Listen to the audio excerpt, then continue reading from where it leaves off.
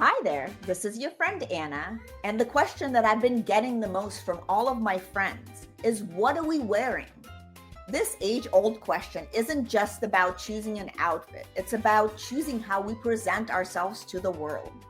I created the I Want Her Shoes podcast to dive deep into what it means to dress with intention, whether you're heading to a council meeting or just having a casual day out with your family.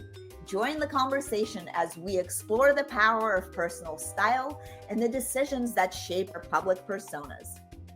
Put on your favorite pair of shoes and step into my closet.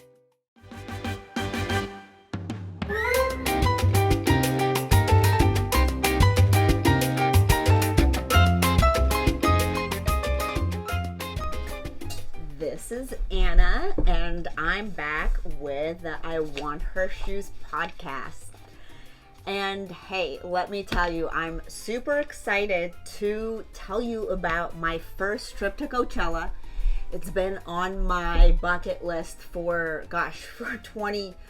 over 20 years since it started, and I didn't go because I wasn't able to get a ticket until last year it was easier. This year it was really easy to get a ticket, so I took advantage of it, and my husband and we went kid-free for the long weekend, and I'm really excited to share my 3 outfits. So number one, first of all, I was the most overdressed person there because honestly, the fashion or the lack of fashion is what I saw. Most people were wearing like little tiny cutoff shorts and just like a bra basically, and a bandana or a hat or sunglasses, and that was pretty much it.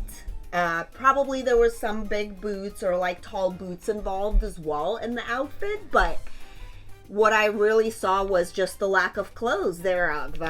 So my first outfit was probably one of the most conservative ones there. I had this really nice top. Dress Von Newton, I believe is the brand, but we'll have to double check that.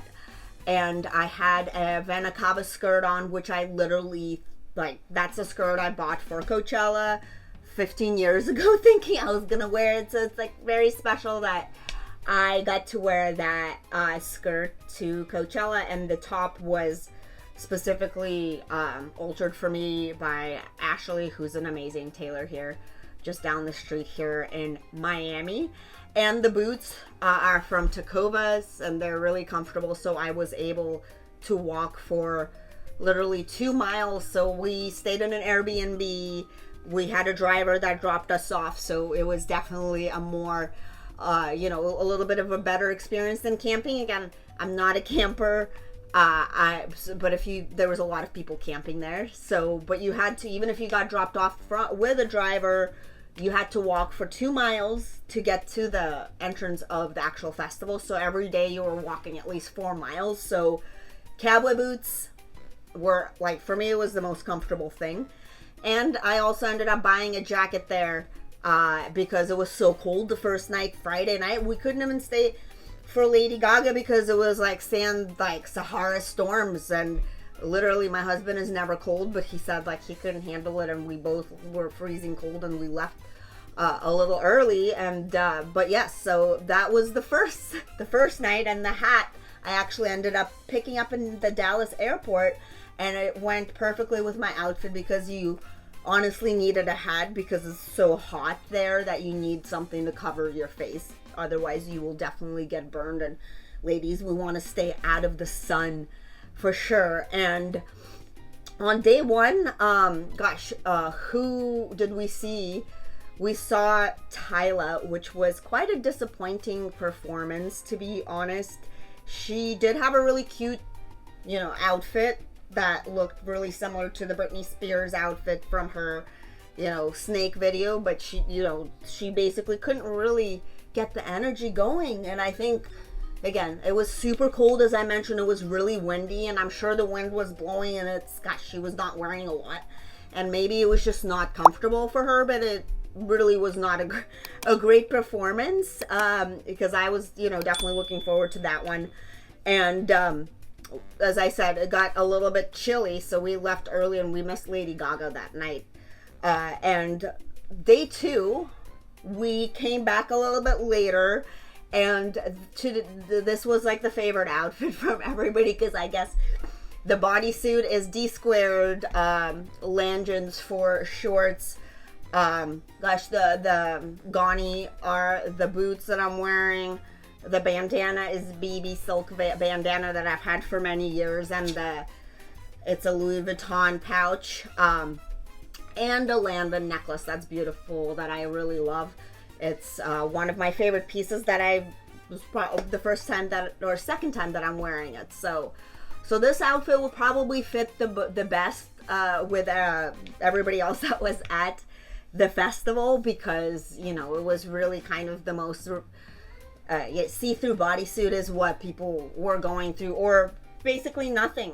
I mean, most outfits were just like this, but shorter shorts and pretty much no bodysuit, just literally just the body. And the second night, we had the best time. I believe that was our favorite. We went on the Ferris wheel. It was really nice. We met some really nice folks, and the performances were also some of our favorite. T-Pain, oh my gosh, he killed it. Definitely an old school T-Pain fan. I danced the whole time his set was going on. It was really engaging and fun. And then before I mention Green Day, I have to mention Charlie XCX, because in my opinion, that was definitely my favorite performance next to Green Day out of the whole experience of this festival. She didn't really have no backup dancers, no serious set or anything, but she just killed it. She has such great she's a great performer. She has such great stage presence that she knocked it out of the park, and it was the best set. And then after that, we waited for Green Day, and they also killed it. But I've seen Green Day multiple times in the Bay Area, and I love them. They're a Bay Area band, and our high school song was their song, so it was definitely a really cool performance. And I'm really grateful to have been there to see it. And then also, I forgot to mention Missy Elliott definitely killed it. Was the favorite one from day 1. Day 3 was also a really good time. My outfit was the fanciest. I feel like the boots, these cowboy boots, I don't even remember where I got them. I have to double check, but they're really actually ended up being more comfortable than I thought. I was able to walk whatever the 4 miles plus another 4 miles while we were there. And this was, I would say Mitch had a really great time on day 3 with Afrojack, which had a really cool set. Wookie had a really cool DJ set, and then we saw Megan Thee Stallion, and she also rocked she represented the whole Coachella vibe with her outfit, which was denim micro shorts paired with a bandana top and really desert chic, and the cheek more exposing of the body way. And she had a really fun performance. And then we ended the show with Post Malone, and he also had a really good performance, but unfortunately he really leaned into country, so wasn't really familiar with a lot of his new stuff. But he's really talented, so he could really put on a great show no matter what genre. So we definitely were impressed, and yeah, it was really great. All in all, would we go back?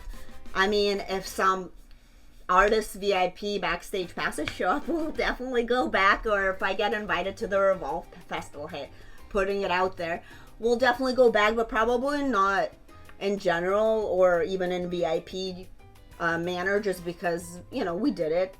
It was on the checklist, and now we move forward with new experiences, right? I always am the one that we want to experience something at least once, and then we try something else. And let me see, what other fashion things did I notice there? Really, we saw a lot of Protect the Dolls vibes, which, stand behind that for sure. Yeah, but otherwise, as I said, there was definitely the lack of clothes thereof at the festival. And Yeah, but it was overall a great first experience. And now I'm going to move into some cool little updates about what's happened in the fashion industry in the last 10 days since I talked about the tariffs. So obviously that problem is still there. It hasn't gone away, and China being targeted is kind of believed to be the biggest target for this administration. And in big news today, actually, is that My Theresa has officially completed its acquisition of Yoox Net-a-Porter, which is, that's my favorite. That's where I probably spent the most of my fortune shopping there for the last almost 20 years. And I didn't even realize that My Theresa was such a large organization. And so this actually makes a huge shift in luxury e-commerce landscape. And let me talk a little bit about the deal structure. So the acquisition, the My Theresa acquired 100% of YNAP's share capital. In exchange, Richemont received a 33% equity stake in My Theresa. And additionally, YNAP was transferred with a 555 million euros in cash position at no financial debt. And Richemont also provided a 10 million euro revolving credit faculty to support YNAP's ongoing operations. So another cool thing is, mostly I shop at the Outnet or Yoox. Those are my favorites, and they will be separated from the luxury operations to streamline processes and improve profitability. So that's really exciting, because now they're going to be really competing with Real and also the Vestiaire Collective, which is another one that's really popular for secondhand resales. We also are seeing, hey, Topshop is returning to physical retail again. We'll see how that does. Hey, I was a Topshop fan. They had some really great collaborations. So excited to see that. And as I saw in Coachella, a lot of 2000, maybe 2010s kind of trends coming back with suspenders, indie aesthetics, and really have seen this at Coachella. So I guess we'll have to see that 2000s are coming back. Everything always comes back. That's why you always should buy just key pieces that can always be timeless. Invest in those. And I think now with this whole tariff thing, we're seeing that we really need to be more conscious about sustainability and fashion and what we have and how we're using it and what we're consuming, right? Because there's just no need to have more stuff, right? And we can always reuse and be more creative. I think it's more fun to reuse and restyle stuff versus getting something new. But anyways, I hope that you enjoyed this. I would love to hear if you like this kind of format. Let me know, drop a comment, and thank you so much for tuning in. And remember, style isn't just about the clothes that you wear. It's always about the impressions that we create and the connections that we foster. Don't forget to follow and subscribe to I Want Her Shoes podcast on your favorite podcast platform, and stay updated with more captivating discussions here and news updates. Thanks very much, babes.